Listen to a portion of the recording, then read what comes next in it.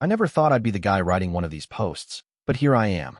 I guess I need to get this off my chest, and maybe hear some objective opinions from people who aren't emotionally invested in my situation. My wife Karen and I had been married for 8 years. We met in college, dated for 3 years, and everyone said we were perfect together. No kids yet. We were focused on our careers first. I was a software engineer at a growing tech company. She was climbing the ladder at a marketing firm. We had a nice house in the suburbs, weekend brunches with friends, the whole 9 yards. Pretty standard, but we were happy. At least I thought we were.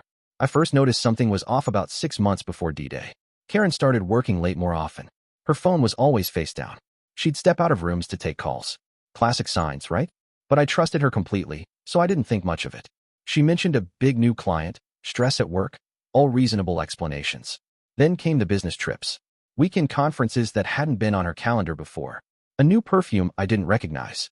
You're probably thinking I was blind, but love does that to you.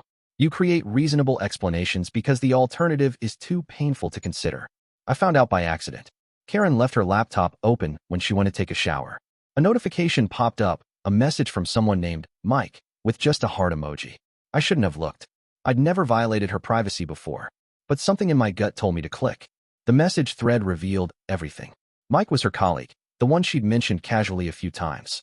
They'd been seeing each other for 4 months. The messages were explicit, emotional, everything you don't want to see between your spouse and someone else. They talked about me, too. About how they'd figure out the situation eventually. How Karen felt trapped in our marriage. I read enough to know all I needed to know. I closed the laptop and sat there, feeling like someone had hollowed out my chest. When Karen came out of the shower, I acted like everything was normal. I needed time to think. That night, I couldn't sleep. I lay there next to her, staring at the ceiling, mentally cataloging our entire relationship, wondering what was real and what wasn't. I didn't confront her. I know that's what most people would have done, but I couldn't face the lies, the excuses, the inevitable "it didn't mean anything" speech. Instead, I spent the next week quietly planning my exit. I transferred my half of our savings to a separate account. I found a small apartment across town. I contacted a lawyer to understand my options. Then, on a Friday when Karen was actually at a work conference, or so she said, I packed my essentials and left. I left a simple note. I know about Mike. Don't try to contact me. I'll have my lawyer reach out about the divorce proceedings. Then I disappeared from her life. Changed my number, took a leave of absence from work, and eventually found a new job in a different city. I needed to start over completely. The first few months were the hardest. I rented a furnished apartment in Denver, about 800 miles from our home in Chicago. The divorce proceedings moved forward without us ever speaking directly. Everything went through lawyers.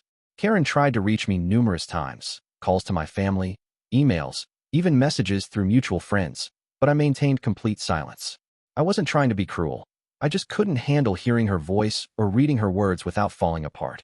My family thought I was being too harsh. At least hear her out, my sister kept saying. But they hadn't seen those messages. They hadn't felt the complete collapse of trust that I experienced. Our mutual friends eventually stopped reaching out to me when I made it clear I didn't want updates about Karen or messages relayed. It was easier to make a clean break. I threw myself into work at my new job, made surface-level friendships with colleagues, but kept everyone at arm's length. Weekends were the worst. Empty hours filled with hiking trails alone or mindlessly watching shows I didn't really care about.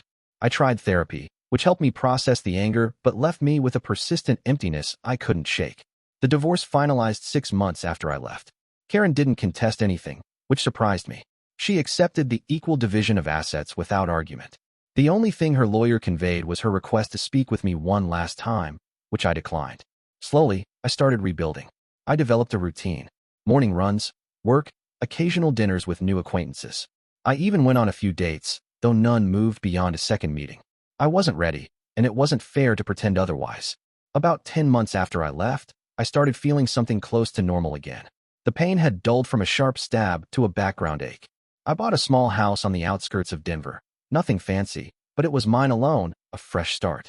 I adopted a dog from the local shelter, a middle-aged retriever mix named Buddy who seemed as in need of companionship as I was.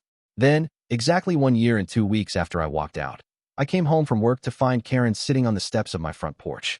My first reaction was shock. How had she found me? Then anger that she'd violated the boundaries I'd clearly set.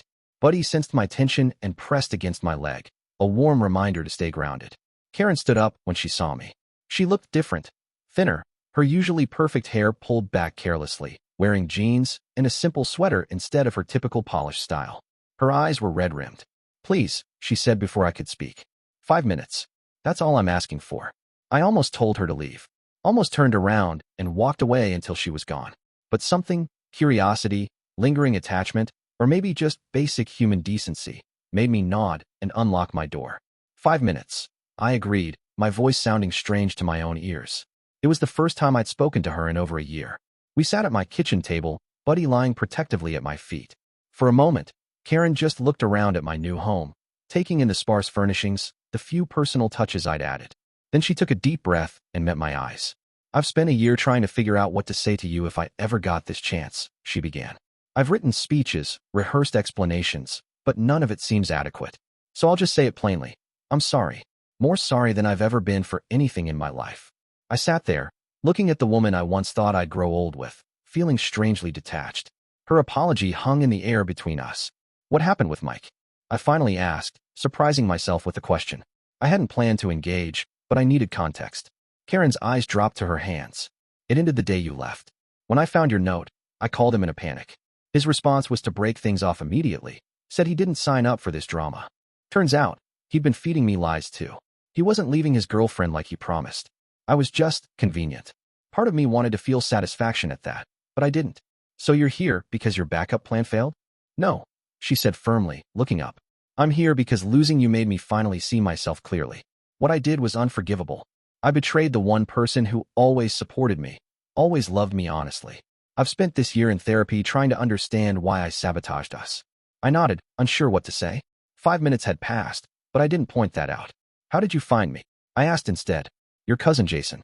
I ran into him at your mom's retirement party last month. He didn't give me your address, but he mentioned Denver and that you bought a house. I hired a private investigator." She paused. "That probably sounds stalkerish." "It does," I agreed, but without heat. Karen reached into her bag and pulled out an envelope. "I'm not asking to come back into your life. I just wanted to give you this, and to apologize face to face. You deserved at least that much." She placed the envelope on the table and stood up. "I've started over too. New job, new apartment. I'm trying to become someone worthy of the love you gave me, even if it's too late for us." As she moved toward the door, 1,000 questions raced through my mind. Why wasn't I good enough? Were there others before Mike? Had any of it been real? But watching her walk away, only one question formed on my lips. "Are you happy now?" She stopped, hand on the doorknob, and turned. "No," she said simply. "But I'm working towards something better than happiness. Integrity, maybe." After she left, I sat with Buddy for a long time before opening the envelope. Inside was a handwritten letter, pages of her familiar looping script, and a check for half the value of our house, far more than the divorce settlement had required. The letter explained everything the conversation hadn't. Her childhood insecurities that therapy had helped her identify. How she'd mistaken my stability for boredom. How the affair had been her attempting to feel valued through someone else's desire rather than addressing her own self-worth issues. I read it twice, then put it away. I didn't tear it up or burn it dramatically. I just placed it in a drawer, alongside the memories of our life together. That was 3 months ago. Karen and I have spoken twice since then. Brief, careful conversations. I haven't made any promises. The trust is still broken, perhaps irreparably. But the anger has faded. I don't know if reconciliation is possible or even desirable. Some days I think it would be easier to keep moving forward alone. Other days, I remember 8 good years against one terrible betrayal and wonder if there's a calculus that makes forgiveness the right answer. What I do know is this. I'm no longer defined by being a man who was betrayed. I've built something new here. Whether Karen becomes part of that or remains in my past isn't a decision I need to make today. So that's where I stand. A man with a dog, a house, and an ex-wife seeking redemption. I'm not asking if I should take her back. I'm not there yet. I guess I'm just wondering if anyone else has been in this position. Did you try again? Did it work? Or is the clean break always the better choice in the end?